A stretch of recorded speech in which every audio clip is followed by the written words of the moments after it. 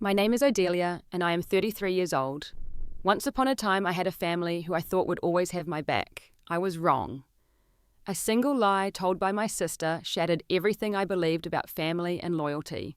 I lost it all and had to rebuild my life from absolute zero. Now, years later, I own a successful real estate company and have found peace. That is until my phone rang last month with a desperate plea from the same people who once threw me away like garbage. Before I tell you what happened, let me know where you are watching from and hit that subscribe button to join me on this journey of betrayal, survival, and justice. I grew up in a seemingly normal middle-class suburban neighborhood in Pennsylvania. Our house was the typical 4-bedroom colonial with a neatly trimmed lawn that my father Richard insisted on mowing every Saturday morning. My mother Grace was a dedicated homemaker who prided herself on keeping a perfect house and maintaining our family reputation in the community. From the outside, we looked like the perfect American family. But appearances can be deceiving. My sister Amanda was 2 years younger than me, and from my earliest memories, she was clearly the favorite child. While I was expected to be responsible and perfect, Amanda could do no wrong in my parents' eyes. Even when she made mistakes or broke rules, she always found a way to charm or manipulate her way out of consequences. I still remember the Christmas when I was 10 and Amanda was 8. Our parents had bought us both new bicycles, mine blue and hers pink. 3 days after Christmas, Amanda crashed her bike into the mailbox at the end of our driveway, bending the front wheel and scratching the paint badly. Instead of admitting what she had done, she came crying to our parents, claiming I had pushed her while we were riding together. Despite the fact that I had been inside reading at the time, my parents believed her without question. I was grounded for 2 weeks and had my own undamaged bike taken away as punishment. This pattern continued throughout our childhood. Amanda would lie, my parents would believe her, and I would suffer the consequences. By the time I reached high school, I had learned to keep my head down, focus on my studies, and document everything to protect myself from her accusations. While Amanda became the popular girl who was constantly involved in drama, I concentrated on maintaining perfect grades and working part-time jobs to save for college. My father was a successful accountant who managed finances for several local businesses. He taught me the value of hard work and financial responsibility, but those lessons came with harsh criticism and impossibly high expectations. My mother, though, loving in her way, was more concerned with how things looked to the neighbours than how I actually felt. When I brought home straight A's, the question was always, why not A+? When I won second place in the science fair, the focus was on who won first. Through it all, my grandmother Martha was my rock. She lived an hour away in a small but charming house filled with books and the smell of freshly baked cookies. During summer breaks, I would spend weeks with her soaking up her wisdom and unconditional love. Unlike my parents, Grandma Martha saw through Amanda's manipulations and made a point of recognizing my achievements and character. During one of our summer visits when I was 16, Grandma Martha took me aside and said, "Odelia, you have a special spirit. Your sister may be the one everyone notices first, but you have the kind of strength and integrity that will carry you through life long after looks and charm fade." Those words became a lifeline during the difficult years that followed. As high school graduation approached, I had my sights set on attending business school. My parents made it clear that while they would help Amanda with her college expenses, when the time came, I was expected to find my own way. They claimed this was because I was the responsible one who could handle it, but the double standard was painful nonetheless. I had saved nearly $7,000 from my jobs at the local library and weekend babysitting and had applied for every scholarship I could find. The night I received my acceptance letter to a prestigious business school along with a partial scholarship was one of the happiest of my life. My parents acknowledged it with polite congratulations before quickly turning the conversation to Amanda's latest drama with her boyfriend. Grandma Martha, however, called me separately and talked with me for hours about my plans and dreams. She believed in me in a way my parents never did, and that belief gave me the courage to step out on my own. Little did I know that within a few years, Amanda's jealousy and my parents' blindness would combine to destroy the fragile relationship I still maintained with my family, leaving me completely alone just when I needed them most. College was both liberating and incredibly challenging.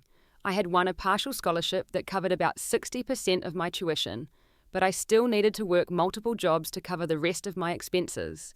While other students were partying and enjoying the full college experience, I was waiting tables at a diner near campus during weekdays and working retail on weekends. During holiday breaks when the dorms closed, I picked up extra shifts since going home had become increasingly uncomfortable. My relationship with my family had grown more strained since I left for college. My independence seemed to threaten the family dynamic, particularly my mother's sense of control.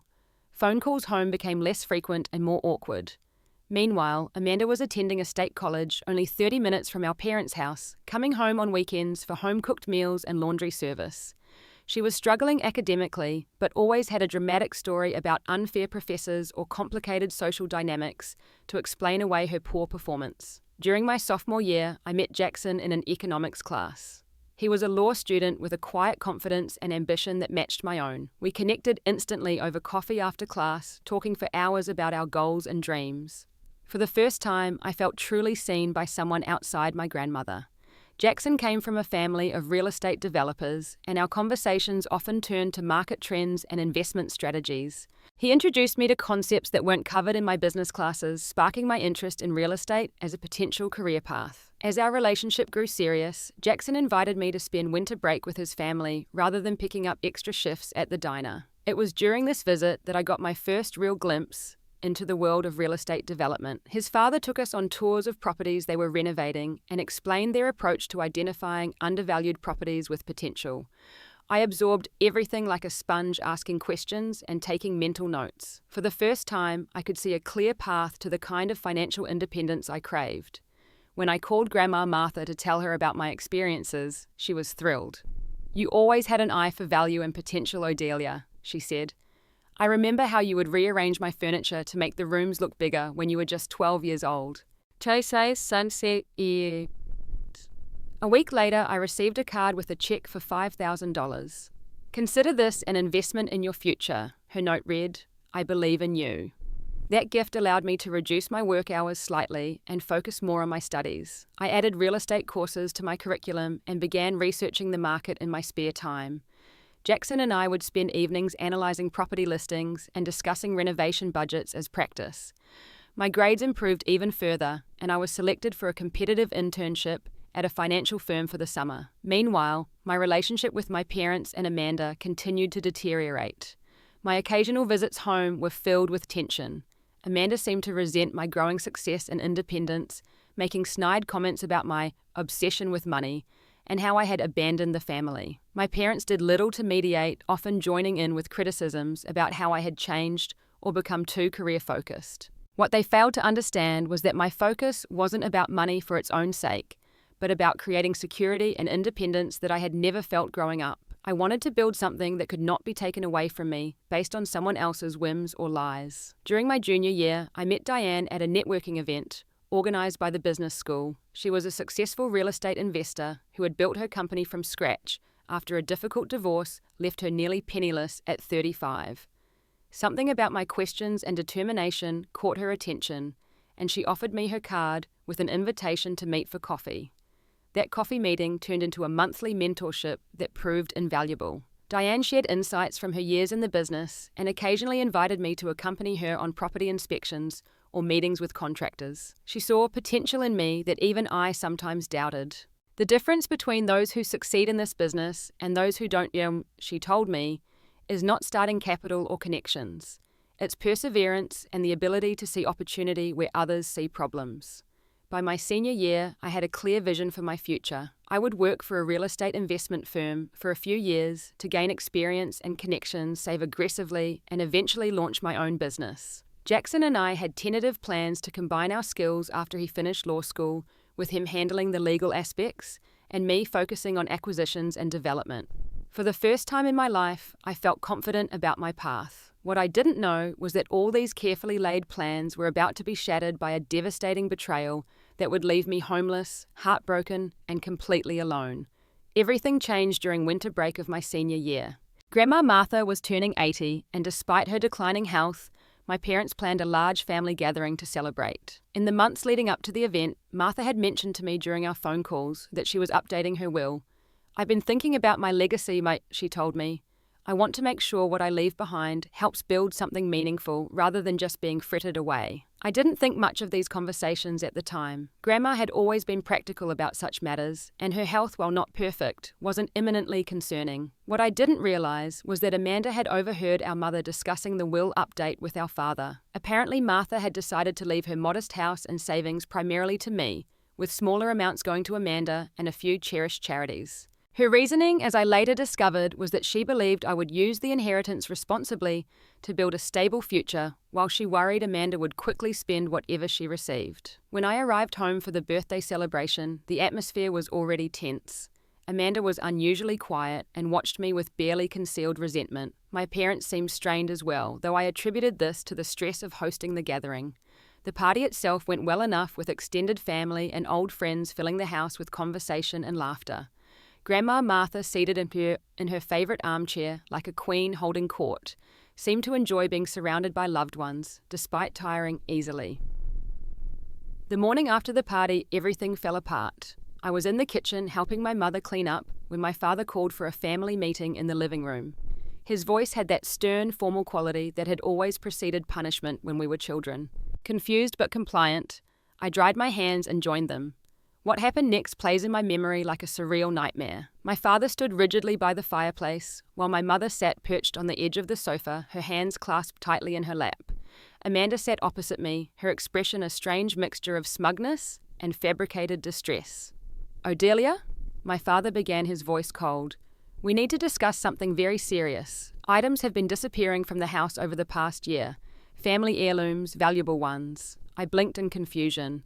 What items? I haven't been home except for holidays. "Exactly when things have gone missing," my mother interjected. "Your grandmother's pearl earrings that she gave me, my mother's silver service, the small Tiffany lamp from the guest room, all gone after your visits." The accusation was so unexpected and absurd that I actually laughed, which immediately proved to be a mistake. My father's face darkened with anger. "This is not a laughing matter. We have proof." Amanda pulled out her laptop and opened it, turning the screen toward my parents. "I didn't want to believe it either," she said, her voice dripping with false reluctance. "But I found these when I was using Odelia's old laptop that she left here last summer." On the screen were emails that appeared to be from me to someone named Marcus, discussing selling the items and splitting the proceeds. There were also browser searches for pawn shops in my college town, and photos of what looked like my mother's jewellery laid out on what could have been my dorm room desk. I felt physically ill as I realised what was happening. Those are fake. I never wrote those emails. I don't even know anyone named Marcus. Amanda must have created them on my old laptop after I left it here. "The timestamps go back months," my father said dismissively, "and Amanda found receipts in your old desk drawer." He held up several pawn shop receipts with my name clearly visible at the top. "Those are forged," I exclaimed, my voice rising with panic and disbelief. "Dad, you know I would never steal from you. This is crazy." But I could see in their eyes that they had already convicted me. Every denial I made only seemed to confirm my guilt in their minds. Amanda sat silently, occasionally wiping away tears that I knew were as fake as the evidence she had manufactured. "We called Grandma Martha this morning," my mother said, her voice shaking. "She was devastated. She can't believe she was about to change her will in your favour." The pieces suddenly clicked into place. This wasn't just about hurting me or getting me in trouble. This was about the inheritance. Amanda had created this elaborate lie to ensure she wouldn't be cut out of Grandma's will. "You need to leave this house immediately," my father said. "We can't have a thief under our roof. Your grandmother has asked that you not contact her again. She's too upset right now." "You can't be serious," I whispered, looking from face to face for any sign of doubt or reconsideration. There was none. "At least let me talk to Grandma, please." "Absolutely not," my mother snapped. "Haven't you caused enough pain? She trusted you, Odelia. We all did." Within an hour, I was standing on the front porch with my hastily packed suitcase, the door firmly closed behind me. My phone buzzed with a text from Jackson. Amanda had already called him, tearfully explaining how the family had discovered my secret criminal activities.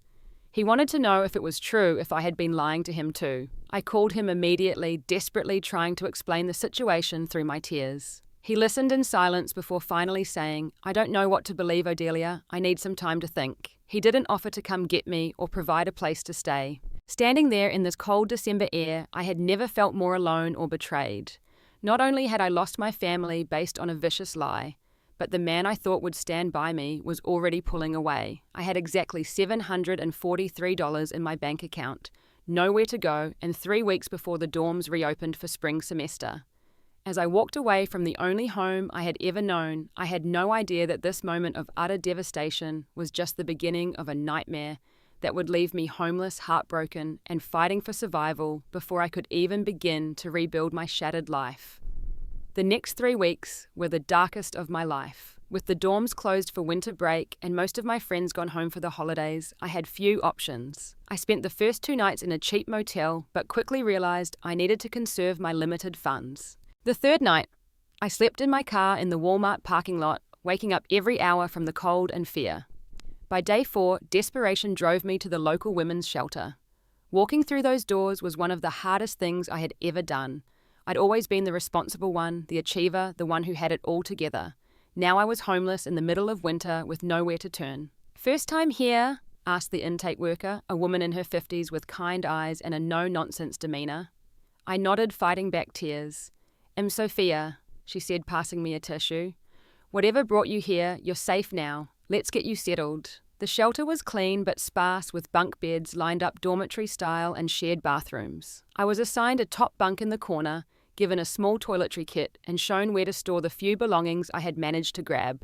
That night, lying awake, listening to the unfamiliar sounds of strangers breathing and occasionally crying in their sleep, reality hit me with full force. This was my life now. The next morning, Sophia found me sitting alone at breakfast. "You don't look like our usual clients," she said, sliding into the seat across from me. "Want to tell me your story?"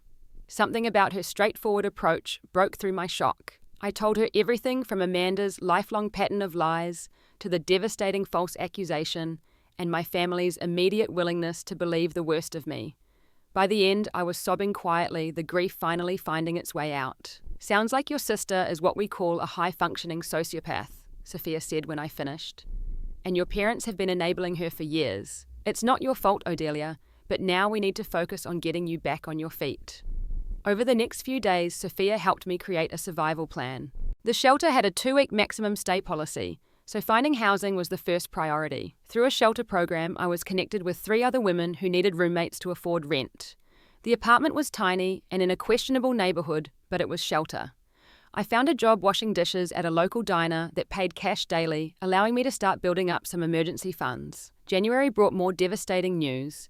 Jackson's loyalty had not withstood the pressure from my family. After a series of increasingly distant conversations, he finally called to tell me he couldn't continue our relationship.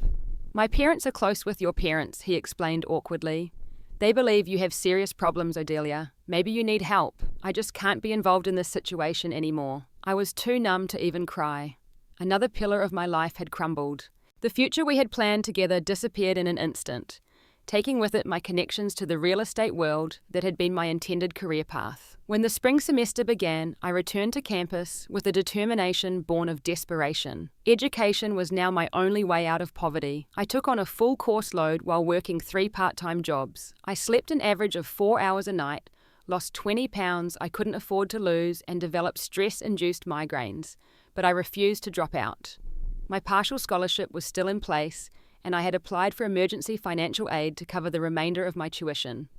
In February, a mutual family friend called with news that Grandma Martha had been hospitalized. "She doesn't have much time left," the friend said gently. "She keeps asking for you despite what everyone has told her. Maybe you should try to see her." I immediately called the hospital, only to be told that my grandmother had left strict instructions that I was not to be allowed in her room or given any information about her condition. I later learned that Amanda had been at her bedside daily, playing the role of devoted granddaughter, while reinforcing the lie about my betrayal. When Martha passed away a week later, I was not welcome at the funeral. I stood at a distance in the cemetery, watching from behind a large monument as they lowered her casket into the ground. The grief was overwhelming. Not only had I lost the one person who had truly believed in me, but I had been robbed of the chance to say goodbye or clear my name. Through the family grapevine, I learned that Martha had indeed changed her will before her death. The house and majority of her savings now went to Amanda, with only a small donation going to her favorite charity. Nothing for me. The final severing of my connection to my family was complete. Depression settled over me like a heavy blanket. I went through the motions of attending classes and working my jobs, but inside I felt hollow. The support group for estranged family members that Sophia had recommended became my lifeline. Listening to others who had experienced similar betrayals helped me understand that I wasn't alone, and slowly I began to rebuild my sense of self-worth. One evening after my shift at the campus coffee shop, I ran into Diane, my former mentor. She was surprised by my drastically changed appearance and concerned when I briefly explained my situation. "This is unacceptable," she said firmly. "Talent like yours shouldn't be washing dishes and serving coffee. Come see me tomorrow at my office." The next day, Diane offered me an entry-level position at her real estate firm. The salary was modest, but would allow me to drop one of my jobs. More importantly, it put me back on my intended career path. "I believe in second chances," she told me. "And I believe in you, Odelia. Don't let what they've done define your future." With Diane's mentorship and the structure of a professional job, I began to pull myself out of the darkness. I graduated with honors despite everything and threw myself into learning every aspect of the real estate business. Diane taught me how to identify undervalued properties, navigate zoning laws, and negotiate with contractors. I saved every penny I could, living in the same shabby apartment with roommates, even after I could afford something slightly better. On the 1-year anniversary of my family's betrayal, I made my first small property investment with help from 2 colleagues who partnered with me on the deal. It was a tiny rundown duplex in a transitional neighborhood, but after renovation, it provided both rental income and validation that I could succeed in this business despite everything I had lost. The journey of healing was slower and more painful than the physical rebuilding of my life. Nightmares of homelessness and abandonment plagued me. Trust came slowly, if at all, but with each small success, each month of supporting myself and moving forward. The grip of trauma loosened slightly. I was surviving and gradually learning to thrive again, completely on my own terms. 5 years passed in a blur of determined work and calculated risks. After my initial success with the duplex, I leveraged that property to acquire a small commercial building with 4 retail spaces. The renovation went over budget, and there were moments I thought I'd lose everything, but by the end of the first year, all units were leased and generating steady income. I worked 80-hour weeks, reinvesting almost every dollar of profit back into the business. Diane continued to mentor me occasionally, bringing me in as a junior partner on larger deals where I could learn without risking my limited capital. My reputation for thoroughness and integrity grew within the local real estate community. By year 3, I had enough successful projects behind me to launch my own boutique real estate investment firm, Phoenix Properties, named for my personal journey of rising from the ashes. I specialized in identifying distressed commercial properties with potential for revitalization. My first major independent project was converting an abandoned downtown warehouse into mixed-use spaces with lofts on the upper floors and retail below. That project caught the attention of several local publications and brought new investors to the table. Among them was Marcus, an architect with innovative ideas and a quiet confidence that reminded me of the person I used to be before the betrayal. Unlike Jackson, Marcus had built his career without family connections or privilege, working his way through school and starting his firm from a converted garage. We began collaborating on projects, his design vision complementing my business acumen. The professional relationship gradually evolved into friendship, and eventually something deeper. For the first time since the devastating events with my family, I allowed myself to trust someone completely. Marcus knew my full story and never once questioned my version of events, or suggested I try to reconcile with people who had discarded me so easily. "Family should be the people who lift you up, not tear you down," he said one night, as we reviewed plans for our largest project to date. "The family you choose can be more real than the one you're born into." And he was right. Over the years, I had built a chosen family of sorts. Sophia from the shelter had become a dear friend and now served on the board of my charitable foundation that provided housing assistance and career training for women in crisis. Diane was like the mother I wished I'd had, offering wisdom and support without judgment. My small circle of close friends and trusted colleagues provided the sense of belonging I had lost. Through mutual acquaintances, I occasionally heard news of my biological family. Amanda had apparently continued her pattern of manipulation and deception. She had cycled through several jobs, always leaving under mysterious circumstances that she attributed to jealous co-workers or unfair bosses. She had been briefly engaged to a wealthy older man, but the relationship ended abruptly amid rumors of financial impropriety. My parents, I learned, had continued to support Amanda financially well into her 30s, depleting their retirement savings to bail her out of one crisis after another. Their blind spot when it came to her had apparently never cleared, even as evidence of her true nature mounted. I felt a complex mixture of vindication and sadness when I heard these reports, but I had long since stopped hoping for them to recognize the truth. My own life, meanwhile, had transformed completely. By age 33, I had built Phoenix Properties into a respected regional firm with 15 employees and a portfolio of successful developments. I had purchased my dream home, a renovated historic property with a view of the river and enough space for the extensive library that reminded me of Grandma Martha's house. Marcus had moved in the previous year, bringing his warmth and steadiness into every room. Therapy had been a crucial part of my journey. Working through the trauma of betrayal and abandonment took years of consistent effort. You didn't just lose your family, my therapist explained during one particularly difficult session. You lost your entire understanding of how the world works and your place in it. Rebuilding that foundation takes time. Gradually, I had come to a place of genuine peace. The nightmares occurred less frequently. I could hear my family's names without an immediate physical reaction of anxiety. I had built a life that reflected my values and priorities, one that could not be easily destroyed by someone else's lies or manipulations. You know what the best revenge is? Marcus asked me on the evening we celebrated the 5th anniversary of Phoenix Properties. Living well on your own terms without giving them the power to control your happiness anymore. I raised my glass to that sentiment, feeling the truth of it in my bones. I had survived, thrived, and found happiness that didn't depend on the approval or validation of those who had discarded me. I had finally reached the point where thoughts of my family brought more pity than pain. And then, on an ordinary Tuesday morning, as I reviewed proposals in my office, my phone rang with a number I hadn't seen in 8 years, throwing my carefully reconstructed world into turmoil once again. The number on my screen was unmistakable, though I hadn't seen it in 8 years. My father's cell phone. My hand trembled slightly as I debated whether to answer or send it to voicemail. Curiosity won out. "This is Odelia." I answered, my voice professional and controlled despite the sudden pounding of my heart. "Odelia, it's your father." His voice sounded older, strained in a way I didn't recognize. "I know." I waited, unwilling to make this easier for him.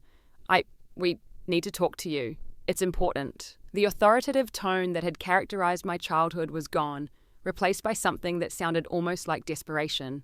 "I'm listening," I said, keeping my voice neutral. "Not over the phone. Can we meet somewhere? Your mother and I, and Amanda, we'd like to see you." The mention of Amanda nearly made me hang up immediately. Why now after 8 years of silence? There was a long pause before he answered. "We're in trouble, Odelia. Serious trouble. We need your help." The irony was almost too perfect. "What kind of trouble?" He sighed heavily. "Financial trouble. We're about to lose the house. Everything, really." I wanted to laugh, but the sound caught in my throat.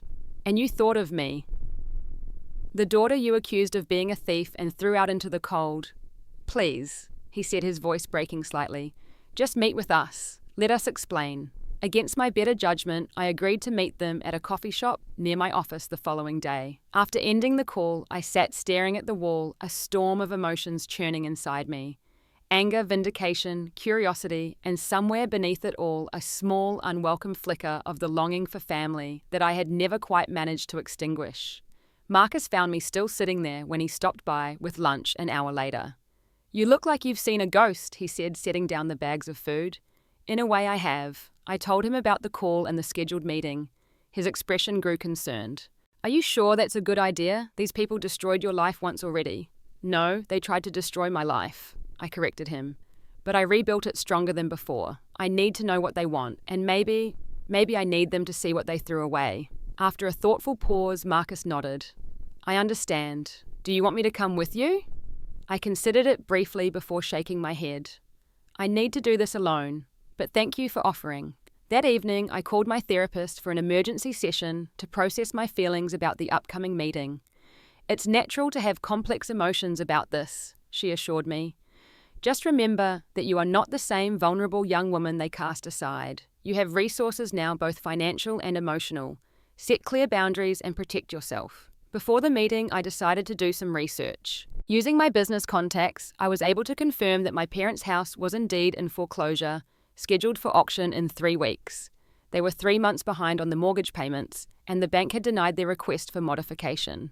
Further digging revealed that my father had taken early retirement 2 years earlier, significantly reducing their income. The following day, I arrived at the coffee shop 20 minutes early, selecting a table in the corner with a clear view of the door. I wore one of my most expensive business suits, and the confidence that comes from knowing your own worth. When they walked in 10 minutes late, I watched their faces as they scanned the room looking for the desperate girl they had thrown away. The shock when they recognized the polished, successful woman I had become was almost worth the emotional toll of seeing them again. My father had aged dramatically, his once dark hair now completely grey, his posture stooped as if under a great weight. My mother looked thin and worn, the carefully maintained appearance of my childhood, replaced by discount store clothes and visible worry lines. Amanda, now 31, had gained weight and lost the vibrant energy that had once been her trademark. Her eyes, however, still held that calculating look I remembered all too well. "Odelia," my father said as they approached the table, "you look, well." "I am well," I replied simply, not rising to greet them or offering hugs. "Please sit down." They settled awkwardly into the chairs across from me, an uncomfortable silence falling over the table. I let it stretch, waiting for them to speak first. "You have a successful business," my mother finally said, gesturing vaguely. "We saw an article about your company in the business journal, the warehouse project downtown." "Yes, Phoenix Properties is doing quite well," I confirmed. "But I doubt you asked to meet me to discuss my business successes. You mentioned trouble." My father cleared his throat. "Yes, well, the situation is difficult. I retired earlier than planned due to health issues. My replacement at the firm wasn't able to maintain the client relationships I'd built, so the retirement package I was counting on was significantly reduced. We had to use our savings," my mother added. "And then there were some investments that didn't work out." I noticed that both of them carefully avoided looking at Amanda, who was studying her coffee cup with sudden intense interest. "What kind of investments?" I asked, though I already suspected the answer. My father shifted uncomfortably. "Amanda had an opportunity that seemed promising. A real estate venture, actually, similar to what you're doing, but with vacation properties in Florida." I turned my gaze to Amanda. "And what happened to this venture?" She looked up defensively. "It wasn't my fault. The developer took the money and disappeared. It was a sophisticated scam. Everyone involved lost everything. Everyone meaning you and our parents," I clarified. "How much did they invest?" "Our retirement savings," my mother admitted quietly. $428,000. I couldn't hide my shock. "You gave Amanda your entire retirement fund without due diligence or legal review of the investment." "She brought us all the paperwork," my father said weakly. "It looked legitimate." "I'm sure it did," I replied, unable to keep the bitterness from my voice. "And now you're about to lose your house, which is why you're here talking to the daughter you disowned, the thief as you called me." My mother flinched at the reminder. "We were wrong about that," she whispered. "At least we should have listened to your side." "Should have," I repeated. 8 years ago. "We're sorry." My father said the words clearly difficult for him. "We made a terrible mistake, but right now we're desperate. The bank is foreclosing. We have nowhere to go." "What about Amanda's house?" I asked. "The one she inherited from Grandma Martha." An uncomfortable glance passed between them. Amanda spoke up, her voice defensive again. "I had to sell it 3 years ago to cover some debts. The market was down. I barely broke even." Of course she had. The last tangible connection to my grandmother gone. "So what exactly are you asking of me?" I said, though the answer was obvious. "We need a loan," my father said, "just until we can get back on our feet. Enough to stop the foreclosure and give us time to sell the house properly, not at auction prices." "And where would you live after selling the house?" Another uncomfortable silence. "We thought maybe—" "You have that big house now," my mother ventured. "Just temporarily until we can find something affordable." The audacity was breathtaking. They wanted me to not only give them money but to welcome them into my home after everything they had done. I took a slow, deliberate sip of my coffee, using the moment to compose my thoughts. "Let me make sure I understand correctly," I said finally. 8 years ago, you believed Amanda's lies without question. You called me a thief, cut me off completely, and turned Grandma Martha against me before she died. You let me walk away with nowhere to go in the middle of winter. You never once in 8 years tried to contact me to apologize or even hear my side of the story. And now that you've lost everything because you trusted Amanda yet again, you want me to give you money and let you live in my home. They had the grace to look ashamed, at least my parents did. Amanda simply looked annoyed, as if this conversation was an inconvenience rather than a reckoning 8 years in the making. We know it's a lot to ask, my father said quietly. But we're family. Family. I repeated the word hollow and meaningless after everything that had happened. I had to redefine that word a long time ago. The people I now consider family would never treat me the way you did. I stood up, gathering my purse and coat. I need time to think about this. I'll be in touch within the week before your foreclosure deadline. As I walked out of the coffee shop, I heard Amanda mutter, "I told you she wouldn't help us. She's always been selfish. Some things never change." But I had changed profoundly. And now I had a decision to make about what kind of justice or mercy I was capable of offering to the people who had once cast me aside without a second thought. After leaving the coffee shop, I drove straight to my therapist's office and fortunately was able to get an emergency session. For an hour, I poured out the details of the meeting and the confusing tangle of emotions it had triggered. Anger and vindication warred with lingering familial attachment and the values I had worked so hard to develop in myself. "What do you think you owe them?" my therapist asked after listening carefully. "Nothing," I replied immediately. They forfeited any claim on me when they threw me out and believed the worst without evidence. "Then why are you struggling with this decision?" I sighed deeply. "Because I don't want to become like them, making choices based on hurt and revenge. And because despite everything, there was a time when they were my family." "Those are valid considerations," she acknowledged. "What would help you feel at peace with whatever decision you make?" That question stayed with me as I drove home. Marcus was waiting, concern evident in his expression as I walked through the door. I recounted the meeting while he listened without interruption. "They have some nerve," he said when I finished, "after everything they put you through." "I know, but now I have to decide what to do." Marcus took my hands in his. "Whatever you decide, I'm with you. But don't let them manipulate you into taking responsibility for their mistakes." That evening, I did something I hadn't done in years. I pulled out the small box where I kept the few mementos I had managed to take when I left my parents' house that terrible day. Among them was a photo of my family taken at Grandma Martha's 75th birthday.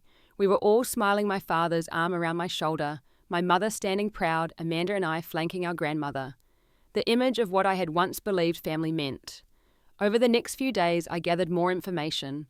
Through business contacts, I learnt the exact details of the foreclosure and the current market value of my parents' home. It was worth substantially less than they probably believed, having deteriorated from lack of maintenance as their financial situation worsened. I also had a private investigator look into Amanda's activities over the past 8 years. The report confirmed what I had suspected, a pattern of financial mismanagement, suspicious business ventures, and relationships with wealthy partners that ended abruptly. There was no evidence that the Florida real estate scheme had ever existed beyond some fancy brochures and a website that disappeared after collecting investments. On the third day after our meeting, I made my decision. I called my real estate attorney and my financial advisor to put a plan in place. Then I contacted my father. "I've made a decision about your situation," I told him. "Meet me at your house tomorrow at 2, all 3 of you." "Does this mean you will help us?" he asked, hope evident in his voice. "It means I have a proposal. Tomorrow at 2. I hung up without further explanation. The next day, I arrived at my childhood home precisely on time. The house looked neglected, the once perfect lawn now patchy and overgrown, the paint peeling in places. I parked my Mercedes in the driveway and walked to the front door with the confidence of someone who knew exactly what she was doing. They were waiting in the living room, the tension palpable, as I declined offers of coffee or tea and took a seat in what had once been my father's favourite chair. "First, I want to be clear about something," I began. "I've spent the last week investigating your situation thoroughly. I know exactly how much the house is worth, how much you owe, and what your financial picture really looks like." I turned my gaze to Amanda. "I also know that the Florida real estate venture never existed. It was a scam, yes, but one that you were part of, not a victim of." Amanda's face flushed with anger. "You don't know what you're talking about. You always think you're so much smarter than everyone else." "I have documentation," I said, calmly patting my briefcase. "Bank transfers, shell companies, the works. Your partner took the money and ran, but you were planning to get your cut." My parents looked at Amanda with the first glimmer of doubt I had ever seen them direct her way. It was 8 years too late, but something at least. Is this true? My father asked her. Of course not. She's lying to turn you against me, just like always. Amanda's voice had taken on the familiar whining quality I remembered from childhood, the prelude to crocodile tears and manipulative displays of emotion. Interesting that your first instinct is still to accuse me of lying, I observed. Some patterns never change. I turned back to my parents. I came here today with a decision about your request for help. The answer is yes, I will prevent you from becoming homeless. But not in the way you asked. I removed several documents from my briefcase and placed them on the coffee table. Through my company, I have purchased your mortgage debt from the bank. As of yesterday, Phoenix Properties owns this house and has the right to proceed with foreclosure. The shock on their faces was profound. This was clearly not what they had expected. You bought our debt just to foreclose on us yourself, my mother gasped. That's cruel. No, I corrected her. What was cruel was throwing your daughter out with nowhere to go in the middle of winter. What was cruel was believing the worst of me without a shred of evidence. What was cruel was turning my grandmother against me and robbing me of the chance to say goodbye before she died. I let the words hang in the air for a moment before continuing. I'm not going to foreclose immediately. Instead, I'm offering you an opportunity, all three of you. I separated the documents into 3 piles. These are employment contracts with Phoenix Properties. For you, Dad, a position managing the books for our smaller residential properties. For you, Mom, a role coordinating our office operations. The salaries are modest but fair and include health insurance. With these incomes, you can afford to rent a decent 2-bedroom apartment. I've included information on several within your budget.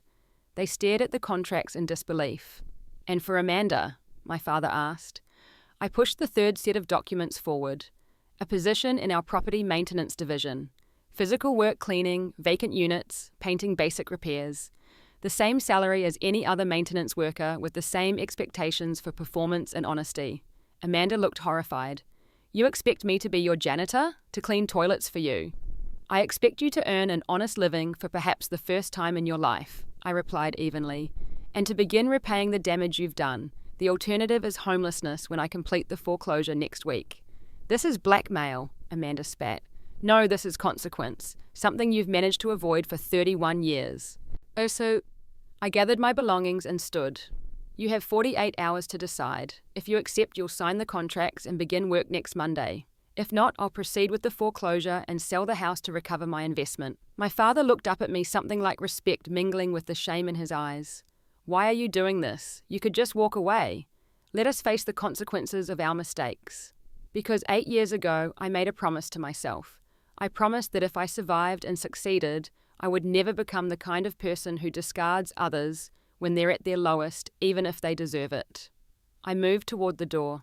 And because, unlike you, when I say family matters to me, I mean it. Even when that family has failed me completely. As I walked down the front path of my childhood home, for what might be the last time I felt a profound sense of peace. I had offered them not a rescue, but a path to redemption, one that required effort and humility on their part. Whether they took it was up to them. My phone rang as I reached my car. It was Marcus. How did it go? He asked. I did what I needed to do, I replied. Not what they wanted, but what they needed. And what I needed to finally close this chapter. Coming home now. Yes, I said, smiling for the first time that day. I'm coming home. 2 days later, I received signed contracts from my parents. Amanda's was not among them. She had apparently left in the night, taking what little of value remained in the house. My parents moved into one of the apartment options I had provided, and on Monday morning they began their new jobs with a humility and determination I had never seen in them before. It would be months before I invited them to my home for dinner, and years before anything resembling true forgiveness could begin to grow between us. The damage done was too deep for easy or quick repair.